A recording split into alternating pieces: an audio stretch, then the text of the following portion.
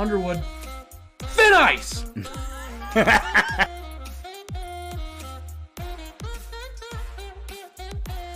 To smoke some weed and shut up. My God. Oh, I thought for sure. There it is. Boom! Yes!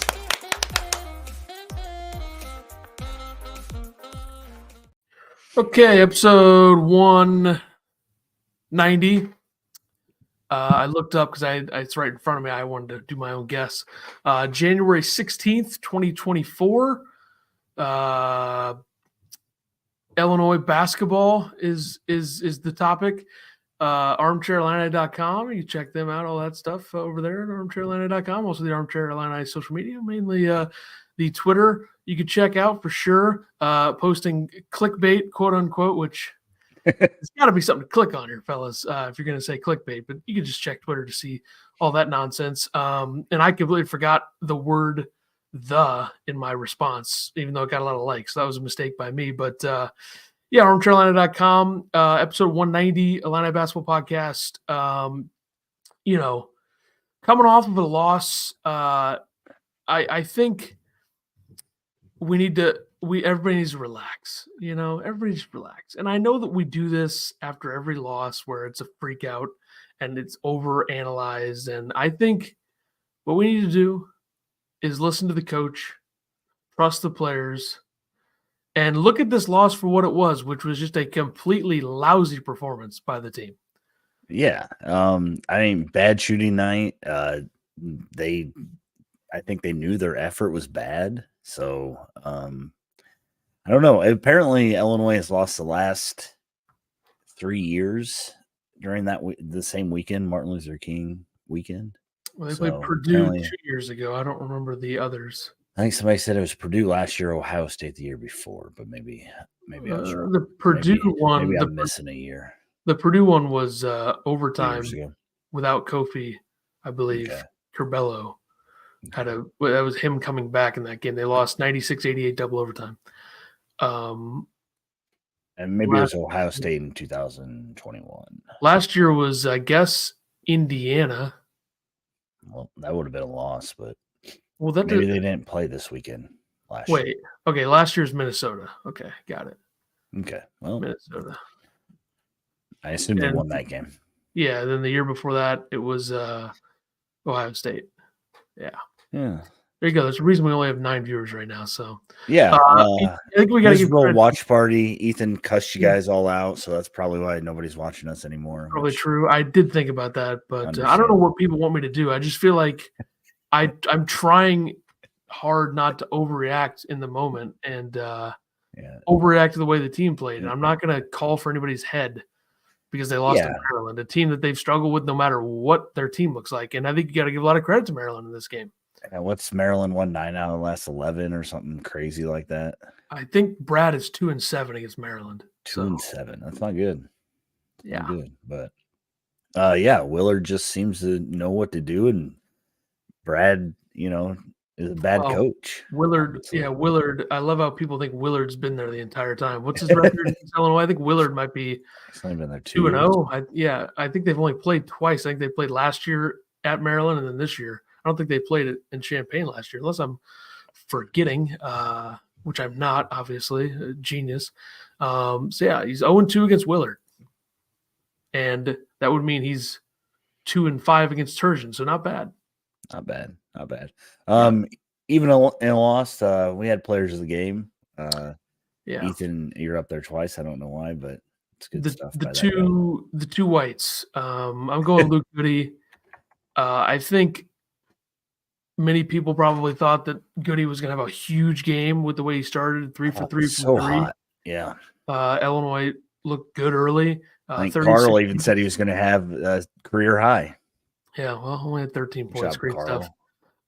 Goody, 36 minutes, 13 points, 4 of 10 from the field, 3 of 7 from 3, 2 for 2 from the line, 6 rebounds, 4 on the offensive end of the steal. I thought he had a good game. One of his better games of the last month or so, especially with the rebounding combined with the three-point shooting, something we haven't seen a lot of, putting that together in one game. It's unfortunate that the Illini completely wasted that and only scored 67 points. But good game for Goody, I think. Yeah, it was a good bounce back for him. I mean, after Brad kind of attacked him for his rebounding, he definitely stepped up on that end. But yeah, starting off 3 for 3, and then I mean, everybody was just cold. So it wasn't like Luke was the only one that got cold. But Luke and Damask were both interviewed after the game. It was a podium game for them. I went with Damask, but Luke said, quote, Maryland was just tougher than us. Getting rebounds, 50-50 balls. At the beginning of the game, one of their players got on the floor and we didn't, and it set the tone. We need to take it personally the next game and get back on brand. Coach can't control that, so we got to be better. So Luke taking credit for them sucking, I guess. And it's not Brad's fault, but Brad gets a lot of blame here. Underwood emphasized only having 2 offensive rebounds in the first half. And he said that, quote, that'll tell you where our effort's at. I went with Damask. I know that a lot of people are like, oh, he played terrible, whatever. He had 26 points in 37 minutes, 9 for 19, 2 for 4 from 3, perfect from the line, 6 of 6, 4 rebounds and assist. The big thing was 5 turnovers. Maryland doubled him a lot. He didn't get it out. When he did get it out to guys, they couldn't make shots. I feel like he probably could have had a couple more turnovers, but the team bailed him out. So guys Damask is the number 1 scouting report guy now, right? So everybody's going to attack Damask and let everybody else try to beat you. And Illinois didn't have anybody step up. Goody, of course, started 3 of 3, but other than that, Gary A made 1 and Damask made 2. So they made 6 threes. You're not going to win a lot of games when you can't help out the guy that's getting to the basket and attacking. So I think out of pure principle, you just can't go with Damask here. I just think that his turnovers sunk them. They were at inopportune times, but is Illinois in this game if Damask? I guess not. I don't know. Doesn't put up 26. I mean, who else was scoring? Goody. Feed Goody. Get Goody the ball. Yeah. It's so shocking to look at the field goal numbers for these guys in this game. Yeah. And I think that's almost most of the issues in this game, other than not being able to figure out how to guard Maryland, was just the number of uncharacteristic missed shots around the rim. It's a complete one-off for most of the season, which is why I'm not too concerned. I think we're being boycotted right now. We have 4 viewers on YouTube. This is crazy. I think it's my fault because I never tweeted about us doing this. But I figure if I scheduled it 30 hours ago, people can figure it out. But it is a Tuesday afternoon, so whatever. Who cares? This will be better because we don't have all these idiots in the comments. That's a joke, or is it? I don't know. I don't think they know anymore. I just couldn't. Yeah, I had to go with Goody. I don't know. I just felt like that's literally those are the only 2 choices, though, right? Goody or Damask are the only 2 you could probably go with. I almost went with Goody, and then you said you were, so I just decided to go with Damask. You should have just gone with Goody. We could have double Goodied, but it's the problem with Damask in this game was the turnovers when they were down 2 and in transition and. Yeah, there's 3 of them that were really, really bad. Sure. I just he sunk us. He sunk the team. And you know what? I would have gone with Coleman because he got hosed and he fouled out for no reason. Terrible calls. Yeah, if he could have done something on the offensive end, sure. Bootsilla's here. What's going on? Jeffrey's here. He's being quiet. He doesn't want you to yell at him. So here we go. Quincy, 2 of 10, 1 for 4 from 3. 2 for 3 from the line, 7 points, 5 rebounds, 1 block. He played 30. How many minutes did he play? 34 minutes. Holy cow. Yeah, he missed at least 3 layups with his left hand. Apparently, it's not the way he needs to go to the basket. But yeah, nobody could shoot. Nobody could do anything. The team was really weak on the rebounding end. Big one was Quincy's at the end of the game. I think they were down 3 at that time. Quincy got it slapped away. You thought he got slapped on the arm. I don't know. But they were not strong with the ball in this game at all. It seemed like Maryland got anything they wanted. So Jeffrey's just saving it till later. All right. Ty, 33 minutes, 2 of 8 from the field. Another guy that missed a bunch of bunnies. 1 for 2 from the line, 6 rebounds, 5 assists, a steal, a turnover, 5 points for Ty. Should we start worrying about teams with small guards like Jameer Young? If they're really, really good small guards, yeah. Yeah. Do you think? I mean, are we forgetting that this team made Boo Buie look horrible like 2 weeks ago? That's true. Yeah, but is Boo as quick as these guys? Like as quick as Walker and Young? Walker and Young are also like just as good, if not better. Yeah, I mean, Brad definitely changed it up. We'll talk about that in a little bit, but it wasn't just Ty guarding him all the time. They ran their switching defense. We'll see what Doug McDaniel. We'll see what Doug McDaniel does against him. Yeah. But I will say, like, Braden Smith was good against Illinois, but not great. He had 4 turnovers, 4 for 12 from the field. If you go back to the FAU game, that's a smaller team. Illinois overwhelmed them overall, mainly because they are that small. But they're not like really. They don't have like really small guards, but they're their key piece off the bench. FAU Brian Greenlee in the Illinois game was 1 for 7 from the field. So that's a 6-foot guard. So I think overall, it would indicate that it really depends on how the offense is running around them. Yeah. But Illinois has had plenty of success against smaller guards. I mean, Boo Buie was bad against the Braden Smith, not great. I think you just have to tip the hat to Tyson. I mean, Tyson Walker was 1 for 7 from 3 against Illinois, so he wasn't. He did kill them with 7 for 10 from 2, but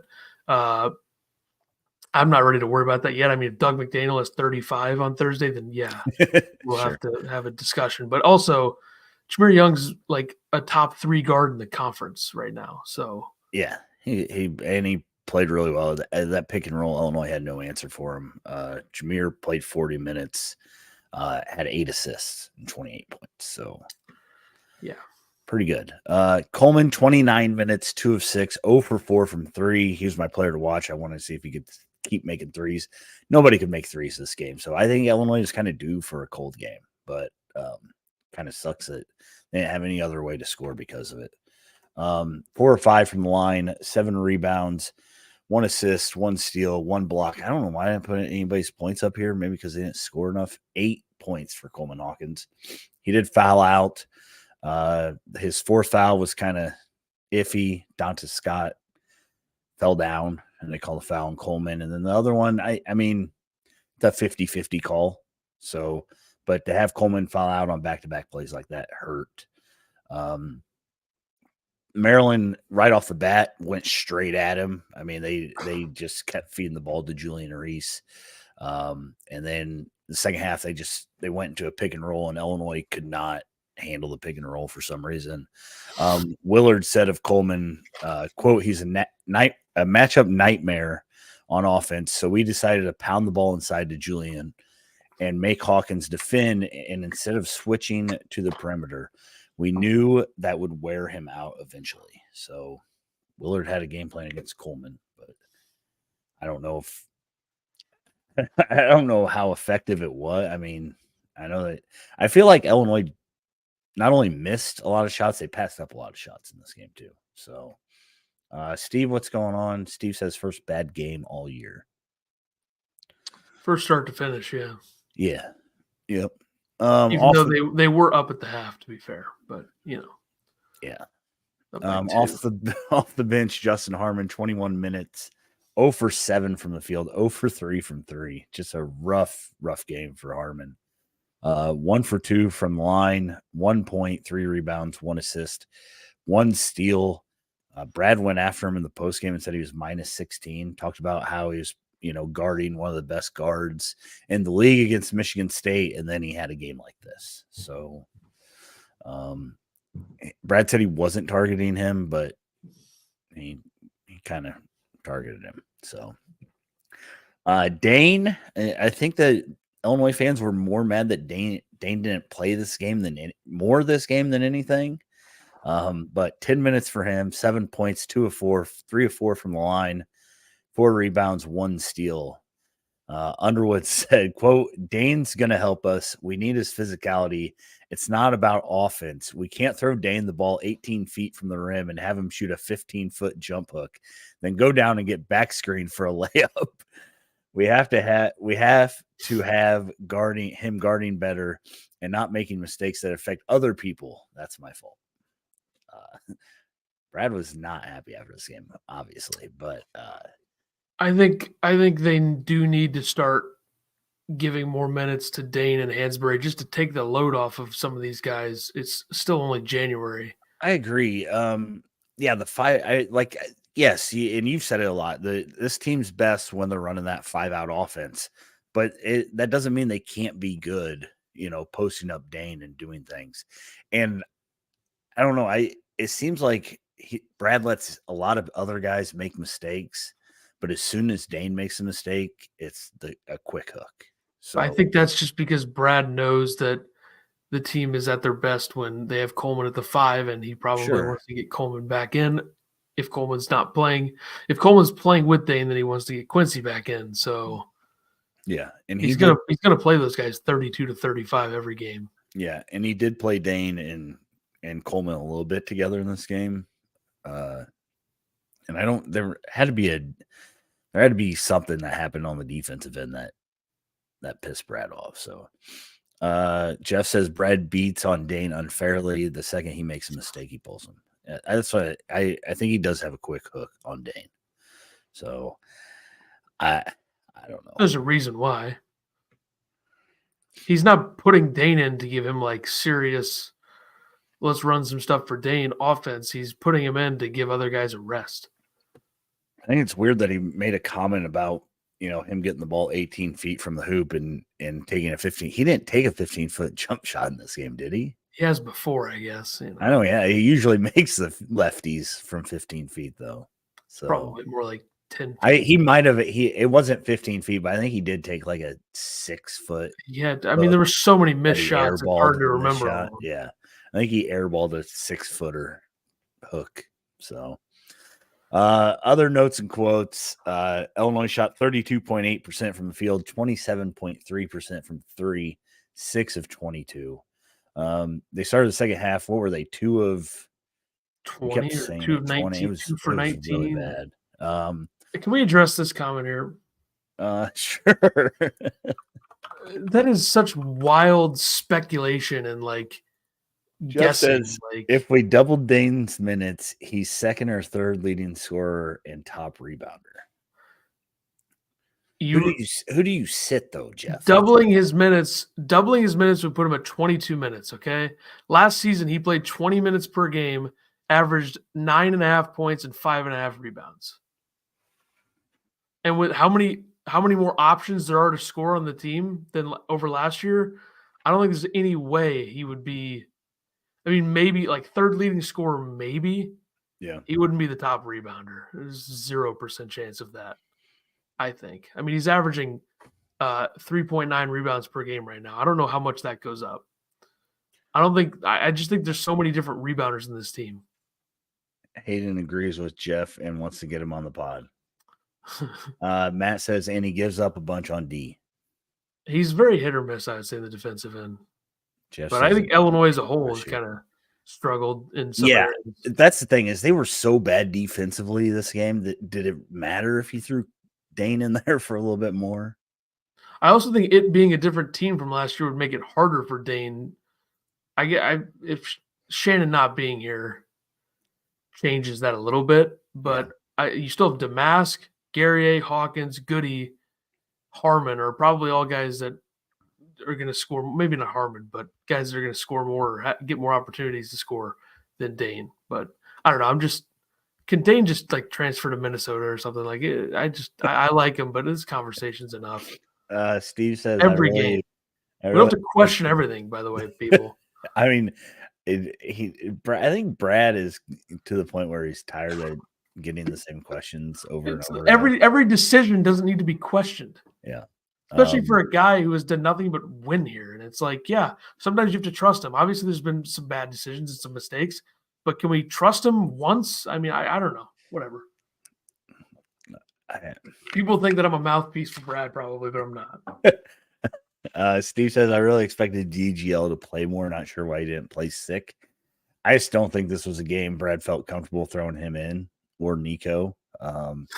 This is, I don't know. Wesley says, watching Dane on defense is frustrating. Don't mind him on offensive end, but his defense is lacking. Coleman and Quincy are very reliable on defense. They weren't in this game, but Brad needs to get over his man crush with Coleman. I mean, Coleman is the best defender on this team. He just got attacked. Even in a game where Coleman goes 2 for 6 from the field, he still has 100 offensive rating on KenPom, by the way, which that's 6 games now with 100 plus, and 8 of the last 11 100 plus. So that's above average. That's good. He's done nothing but do everything for this team, and I think it's great for him that he only had to play 29 minutes in this game. That gives him a little bit of a blow. Obviously got screwed with getting fouled out. That fourth foul where the guy just tripped and fell was atrocious. Yeah. But I think Jeffrey's probably trying to rile me up with that comment, unless he's being serious. If he's being serious, then I'd take back any serious conversation I've ever had with him on basketball in this chat, because that is an absurd thing to say. My thing is, I feel like Jeffrey is like talking about Coleman like it's his sophomore year. Like this is how we talked about Coleman in his sophomore year. Yeah, he's been here for 4 years. He does a lot of things for this team. And I don't know, whatever. Hayden says, who can shoot better from the perimeter, Dane or Rogers? Honest question, unfortunately. I mean, Ty, I think Ty would have an actual shot if he took the shot, right? Like he wouldn't do the one left-handed. Yeah, he wouldn't shoot a lefty from. I swear when we were watching Ty in high school, he had a mid-range jumper. I swear, right? I mean, I feel like that was. Yeah, I don't. So I would go Ty, but I don't think we're gonna find out. Yeah. Zach says it sucks that we got Dane during our Kofi era when we played with a true big. Now we can transition to a stretch big and play booty ball, and Dane just lets the other center double and pack the paint. I feel like Dane tried to clear out, but it doesn't help. Like Dane can't clear out because what's he going to do? Jeff says Brad gave Coleman no help despite him getting owned all game. He actually did double. We'll talk about that. There was a lot of confusion with a lot of different things going on defensively, like a lot of missed assignments or bad switches. Like Damask literally left Reese wide open at one point. Maryland being so bad from 3 going into it, I think made Illinois get a little bit confused. Yeah. Because Maryland was 4 for 17 from 3, so they still were terrible from 3, but they made 2 or 3 big ones when it mattered. Yeah. Wesley says Young was cooking everyone, so it wasn't a good spot for DGL or Nico. I agree. I don't think that you could have trusted. I mean, maybe DGL, he proved that he can play some good defense. He's quick.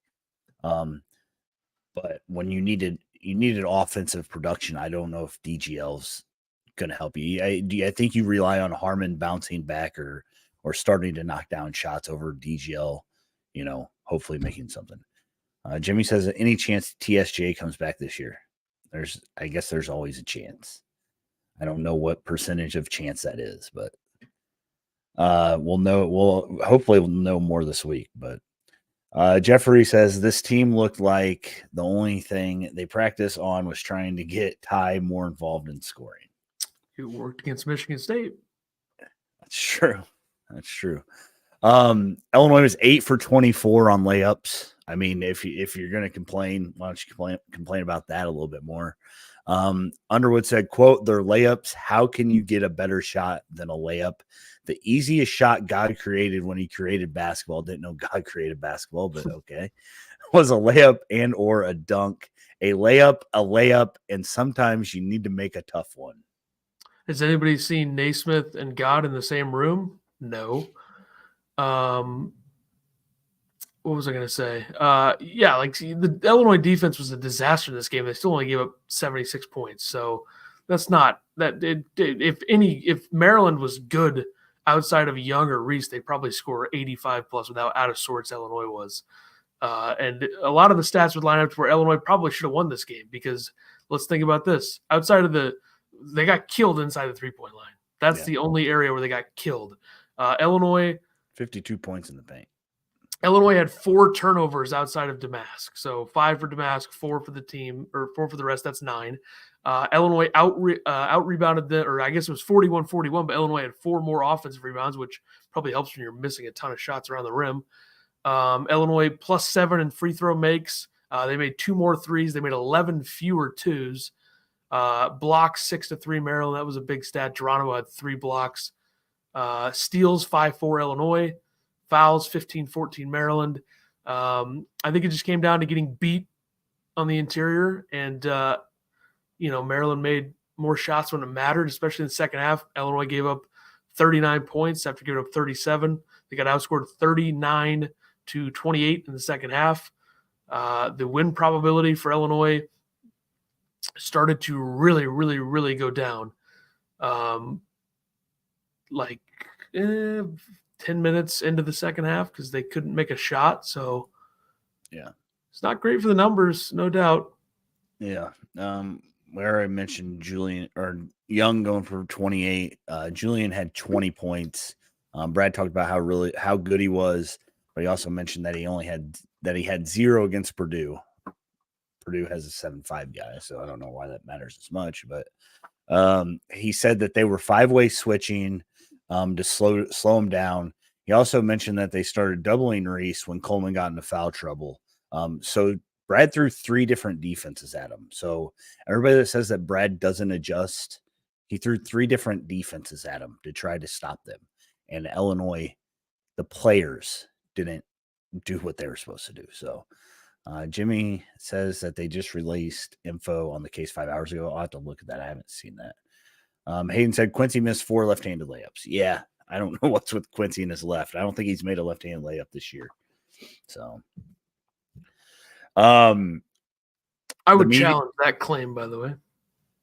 I definitely think he has made left-handed layups. Has he? He missed so many in this game. He missed so many. Well, the only other one I can remember is the one where I was so proud of him for going to his left to avoid the charge, and he chucked it off the backboard and got his own rebound. That's the only other left-handed one I can He had to have made. So. He definitely has made one. No way. Maybe. The media, it's just one guy. I don't know who the guy is, but he keeps pushing for the fatigue factor. I know I said something about it during the watch party, but I'll back off that now because Luke says that it's not a factor. He said some days you just don't shoot the ball well. Underwood said, quote, best conditioned team in the country with $1 million recovery room. That thought never entered my mind since I have begun to coach basketball. They're 20 to 22 years old. They aren't getting tired. They play basketball every single day of their life. That's what they do. So I will shut up about fatigue. Okay. I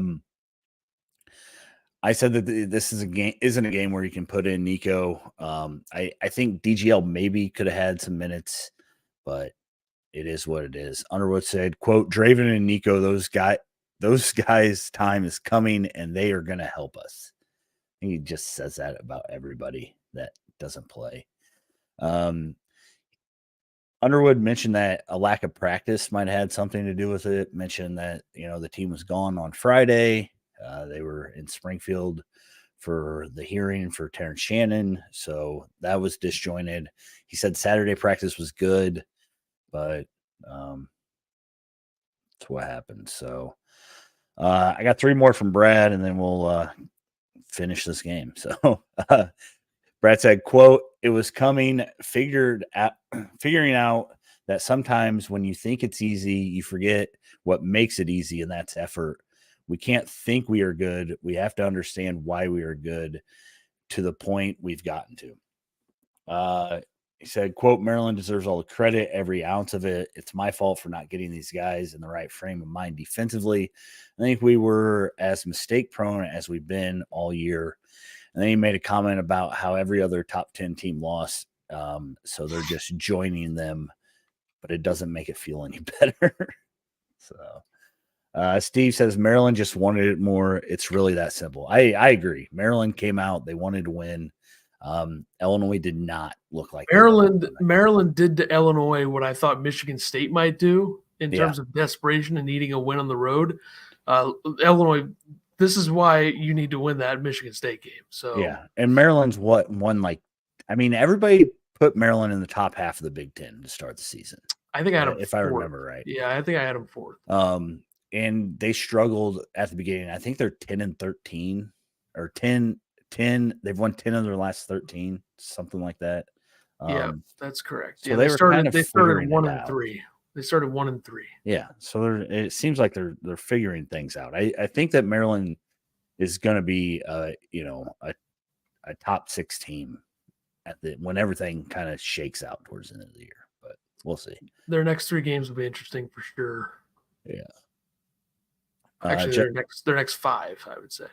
Jeff said they were flat from the start, just hit threes to begin. Well, I mean, Goody hit some threes to start out. Wesley says, feels like Maryland played a similar game Illinois likes to play, exploit the 1 through 5 switching and hunt matchups they like, and they took advantage of our poor defense. Yeah, just the 2-man game between, a great guard like Young and a athletic big like Reese kind of exploited Illinois this game, I felt. So the big difference, I think a big reason why Maryland's where they're at right now is because they're just so bad from 3. If they were like average from 3, they'd probably have a couple more wins. They're just like their offense can really, I mean, some of their losses, they scored 61 against Davidson, 63 against UAB, 40 against Villanova, 53 against Indiana, 53 against Purdue, 60. If you hold them under 70, you're probably going to beat them. Like the only time they've been held under 70 and won was Mount St. Mary's and South Alabama and Michigan. Those are the 3 games where they've scored. And UCLA. UCLA is horrible, but this is their best win by a mile. Their highest ranked win going into this was number 72 on Ken Palm, Michigan, who they beat the game before. Then they beat Illinois' 13th on Ken Palm now. So they outplayed Illinois, and it's tough. It's tough. What can you do? Yeah. Stupid Sunday afternoon game. What a joke. No kidding. Jeff says, if Brad's going to keep running this style of offense, then we got to have more and better cuts to the rim and the ball and more backsided screens. Have they not had that all season, like for the most part? Especially one thing that hurts is like there's only 2 guys that cut to the rim, probably. Yeah.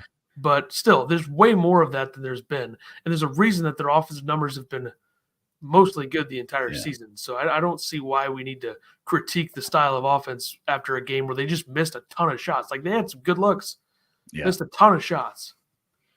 Yeah, I mean, I will. I've said it in the watch party. So I would like to see some more off the ball screens, but I think the team cuts fine. I don't think you want. I think there's some guys you want to cut and some guys you don't. So they missed 43 shots. I don't think that not screening off the ball and cutting to the rim is the reason why they missed 43 shots. I agree, but it doesn't mean that they can't. Obviously, but it's like I don't know why you take everything to the extreme. Like all he is doing is saying that he would like to see some more of this. That's great. He's not saying it because of this game. He said if Brad's going to keep running every game, Illinois is 12-4 in every effing game. He comes in here wanting to change the style of offense. Like when are we going to just sit here and be like, okay, maybe make some adjustments here and there. They're 11th in efficiency. They've done nothing but score a ton of points in a ton of games, no matter who's playing. One game they missed 43 shots. Are they ever going to have another game where they miss 43 shots? Probably not. So, you make little adjustments here and there. But the reason that I go after is because he says keep running the style of offense. Oh, the style of offense where Brad's had a ton of success in multiple different years at 3 different universities? Great. I mean, it's just I don't want to change the style of offense. You can make critiques here and there based on personnel, but we don't need to change the style of offense. It's worked the entire season. They've had 4 offensive performances, I would say, where you're like, that's not good enough. I would say Marquette, they didn't score enough.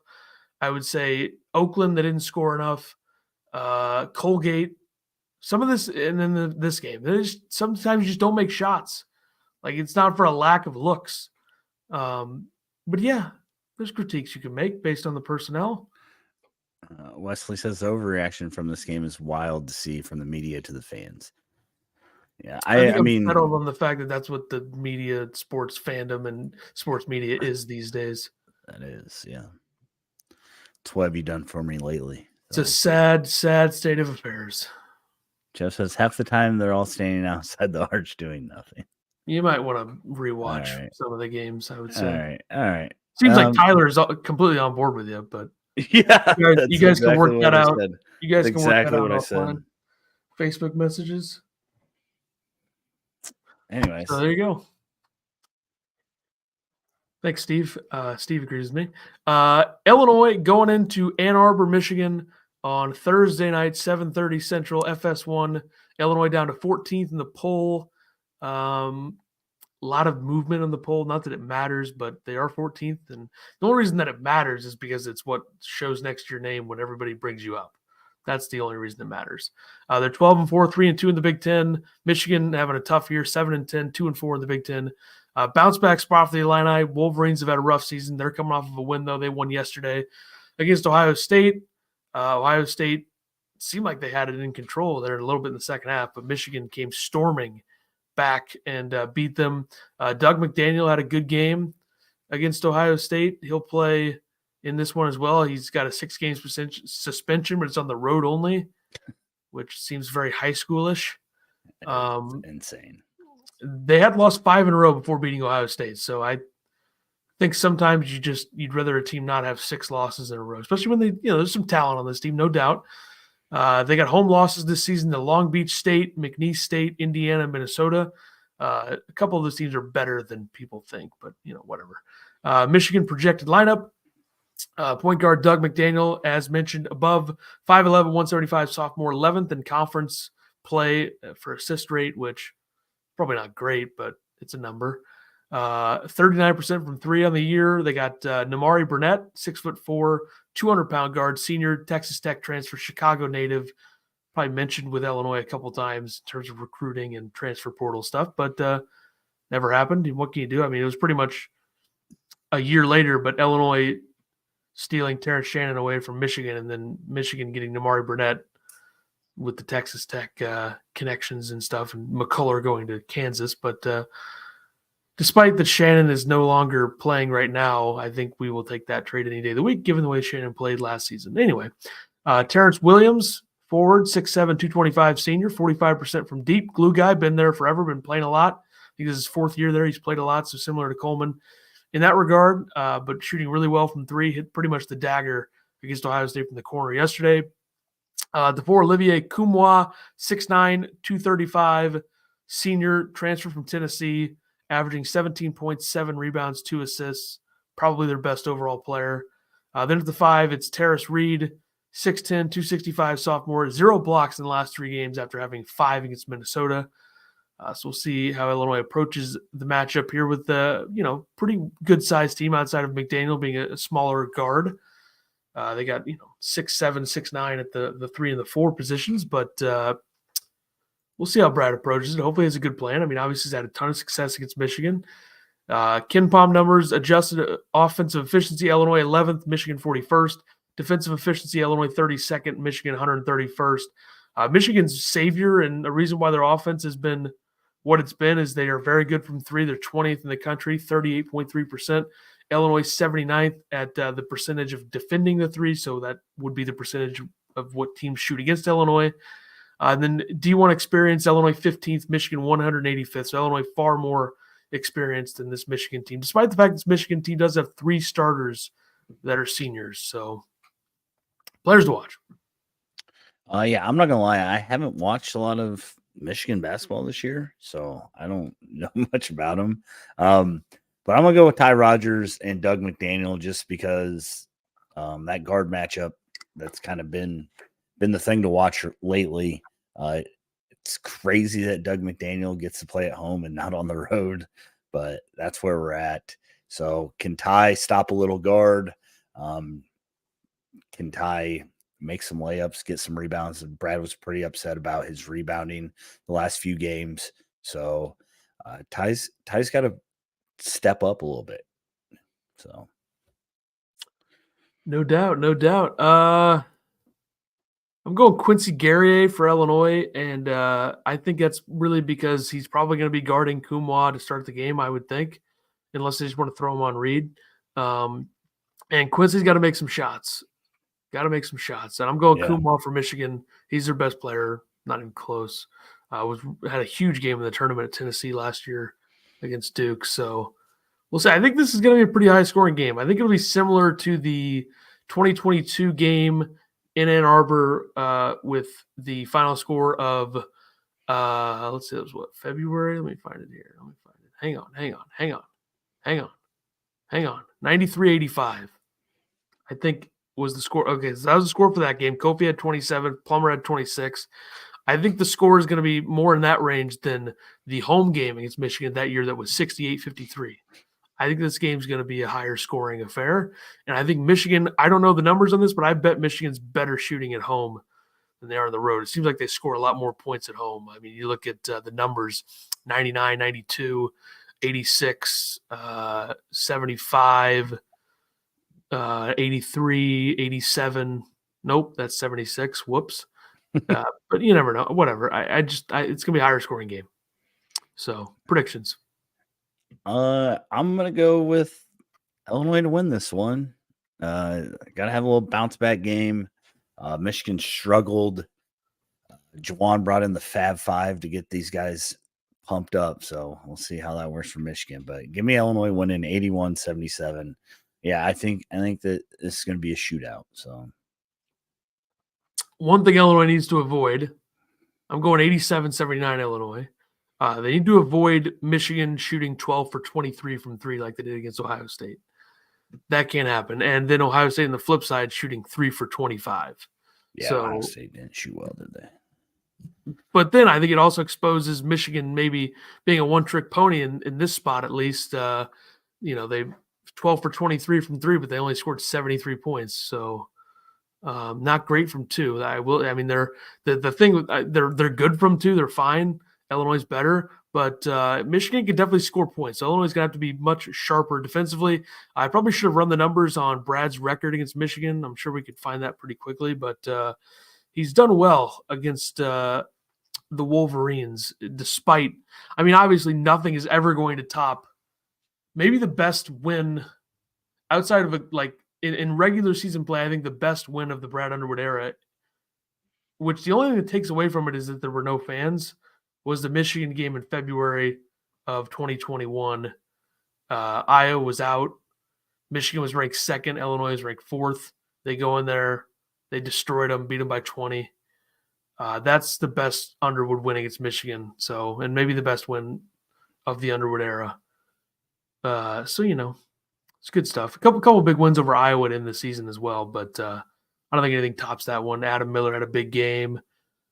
Only gave up 53 points to a team like that. Michigan was very good that year. Obviously, Michigan went to the Elite Eight. Illinois lost the second round because, of course, God forbid. But yeah, Brad's probably 6-0 against Juwan, and probably lost to Beeline a couple times. Yeah, I can't remember how they were. Why don't you read these comments but I'll find it so quick. Yeah. Jay says the loss of Terrence Shannon probably beginning to show its ugly head. This is still a good team without him. Still like this team, even without Shannon, better than last season. Yeah, teams are kind of figuring out what they need to do. Illinois is going to have to adjust to that somewhat. I don't have any doubt that Illinois will figure it out, but it's definitely, your third game in. This is going to be the fourth game in without him. So Steve says, to more important things, how's the pool game? Are you still in the hunt for top shooter? I won our first 10 weeks, and currently this week will be week 3. So no watch party this week. Another game where you're going to be missing everything, and then it's going to be all confusing. Probably, yeah. What did Dane do? Dane didn't do anything. Oh, he had a transition layup and won. I did see the transition layup. I didn't see the That was a good play. Thanks, Steve. Let's see. Okay, so Brad Underwood's first season was 17-18, right? Yeah. So Brad started 0-2 against Michigan. And since then, 1, 2, 3, 4, 5, 6, 6-2. That might have been what I said. I'm not even looking. That's really something. In Ann Arbor, he's 3-1.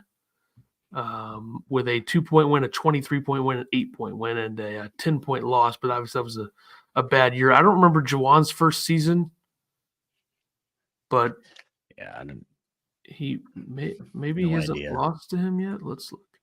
2019-20. Yeah, he's 6-0 against Juwan, 0-2 against Beeline. That's funny. It's Juwan probably going to be gone after this year, I would think. So NBA's calling it for him. That's what Twitter told me. I think that's really what Gus Johnson told you, but I think he would be a better head coach in the NBA than in college. But also to say that when Michigan's as bad as they are right now is like insane. But especially with the way Gus said it, he said it's gonna be hard to keep him around here. The NBA is gonna be calling. It's like Michigan would probably welcome him leaving for the NBA right now. Reset, figured out, the football program overshadowed anyway, but Harbaugh is probably going to be leaving, so you got to figure that out. It's going to depend on, I don't think money's an issue there, but got to figure some stuff out. I think there will be a, quote, mutual parting of the ways, which also just means fired. So that's my guess for what happens there. Did you read this one? I didn't. You can read it. I'm tired of you. I guess the Tennessee and Maryland game exposes how Illinois' WEEK weak on rebounding against bigger teams, can't win the boards outside the arc. Yeah, well, I mean, they had 4 more offensive rebounds than Maryland did, but whatever. Right? I mean, am I wrong? 41 rebounds, Illinois 15-11 offensive rebounds.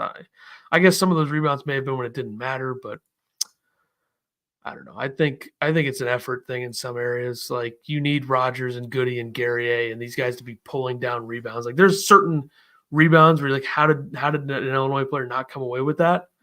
But I don't think that it's a serious issue. I mean, I don't know. I just gotta hang on to the ball better. They're 22nd. They're 22nd in the country in offensive rebounding percentage. So like, how many teams are as big and strong as Tennessee? Like there aren't that many teams are going to play that are like that. And I think Maryland's a little bit to a lesser degree of what Tennessee is, obviously in terms of size and strength. But I don't know. I don't know how many teams are going to be that they have to worry that much about it. They just got to get the rebounds. They're big and strong enough themselves. What did Zach say? You think Howard gets a head coach? Maybe. I mean, I've seen crazier things. I mean, he was an assistant in the NBA for a while. I think he's better suited for that job. So who am I to say, though? Probably don't remember before the season I was a Dane hater to some degree, but he's improved a lot and deserves more time and more game planning around him. I definitely don't remember that. I don't see how he's improved, but I could see an argument for more minutes. Yeah. Wesley says, IU Purdue thoughts. Might as well move on to the. Well, let's address this last one here. We don't know who we're going to get matched up against an attorney. Okay, so if you look at some of the tallest teams in the country, Illinois is 9th in height, average height.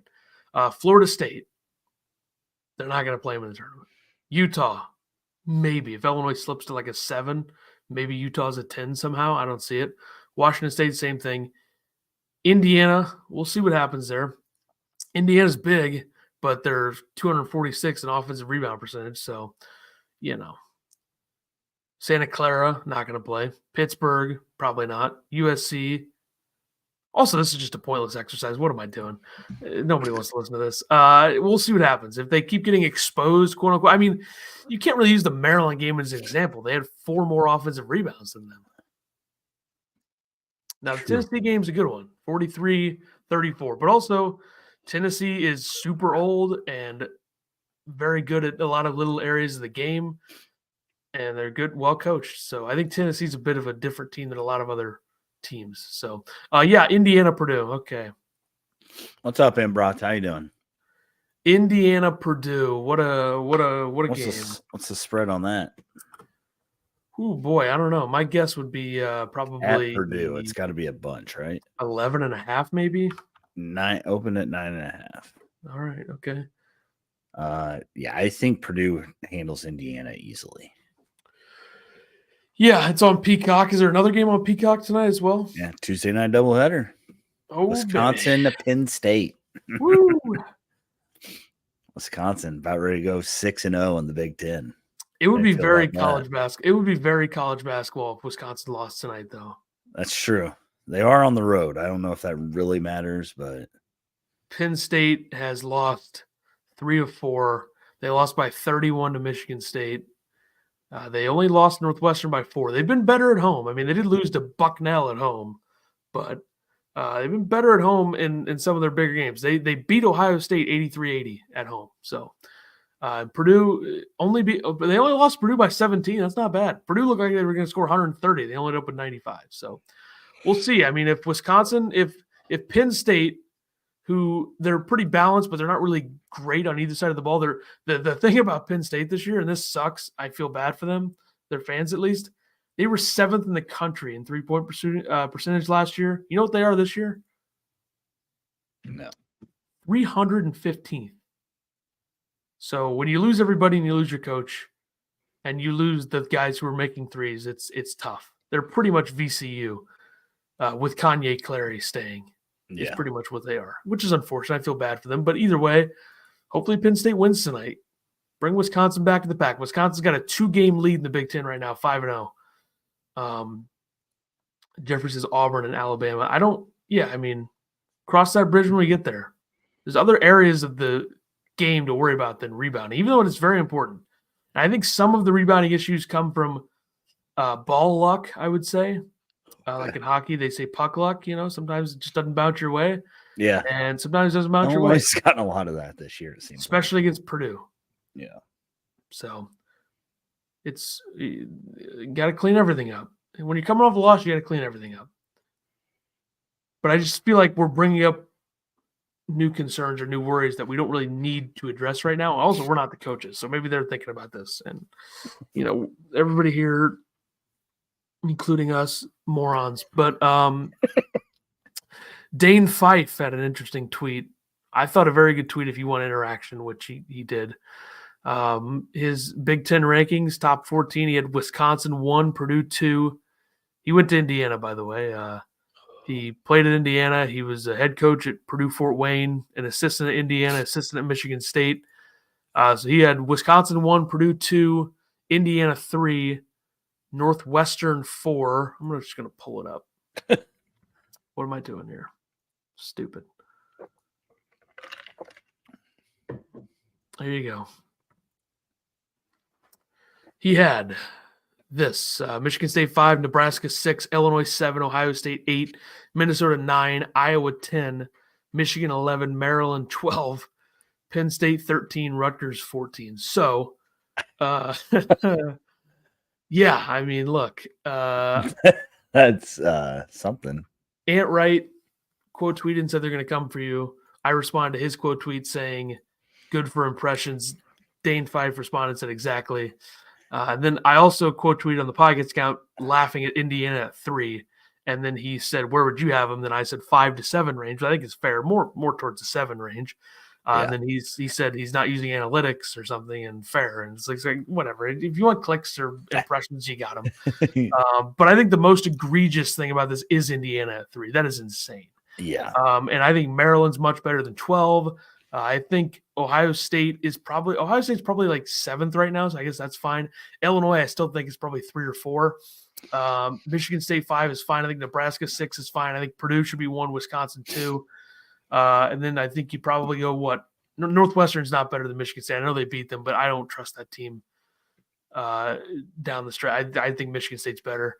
But overall, yeah, I mean, you want some impressions, you got them. I think that's great. Who cares? I mean, yeah, I don't know. Does Indiana have tremendous talent and age? I don't know. They do have tremendous talent. They did look very good against Minnesota. They do have a good record. The metrics would say they're not good. Experience, I don't know if they have tremendous talent, age. I mean, they're 222nd in D1 experience, so I'm not quite sure that makes a ton of sense. Obviously, he knows more about basketball than we do, but I don't think he's using his basketball brain to put these rankings out. Because I think if you look at a lot of his tweets, he's probably not getting 268,000 views. So Smart man. Yeah, why not? Why not try to get I mean, we should do that more. Yeah, we should work on that. By we, you mean you. So I think people also worry too much about head-to-head in these. Like, third best team doesn't lose to Rutgers. They're seventh at best. Like, I get that Indiana is probably seventh at best, but them losing to Rutgers doesn't have anything to do with that. yeah. It's hard to go into Rutgers and win no matter who you are, no matter what Rutgers is. But, yeah, we'll see. I mean, Indiana's got Purdue, Wisconsin, Illinois, Iowa, their next four. So it's sink or swim time. They're 4-2 right now. They probably should be. Yeah, they probably 4-2 actually does seem about right. We'll see. I don't know. The Big Ten, a lot of shifts. Like Ohio State's really starting to slip right now. They've lost 3 in a row. They're 2-4 in the conference. So shout out to Dane 5. Did a good job getting the clicks, the impressions. But hey, we're clickbaiting because we said Nico Moretti's going to be back on armchairillini.com. Makes a lot of sense. Jeff says, not trying to fight, but when the threes are not falling, we got to have a better inside game. They were 8 of 24 from layups, man. Come on. They're 41st in 2-point percentage. They're 54.7%. That number is slipping a little bit. They were a lot better. 16 layups. They had an inside game. They got to the rim.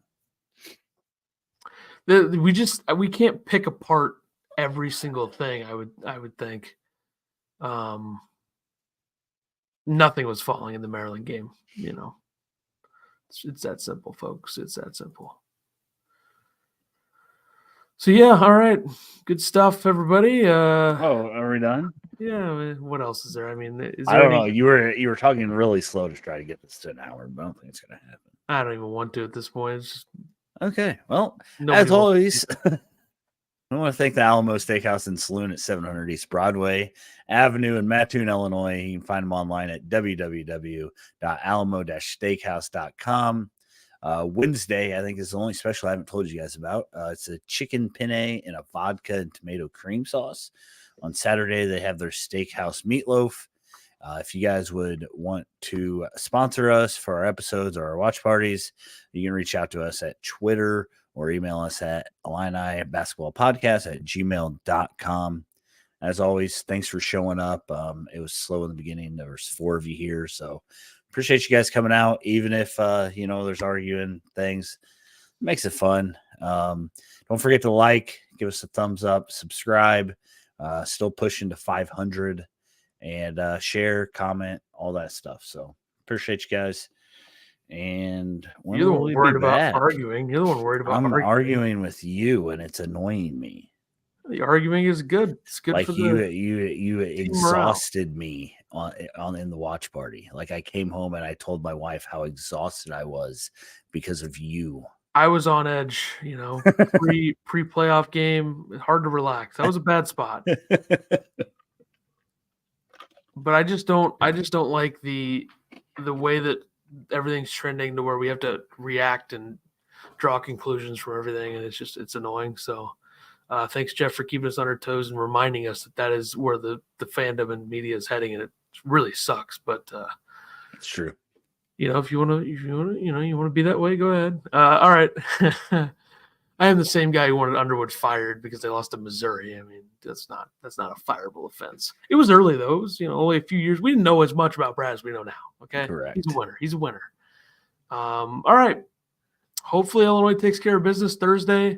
I assume we'll be back Friday. They better win. Yeah. We have to do a different podcast on Friday though. That is true. Son of a. When do they play again? Saturday? Sunday. Okay. I think. We'll figure it out. I also have a playoff game Saturday, so that's tough. Schleich said Ethan on Edge is good for ratings. It's true. It's true. We could always try to do the other podcast on a different day. I don't know. That's fine. We'll figure it out. All right. We'll see everybody. We'll see everybody next time and the thing. So, all right. See ya.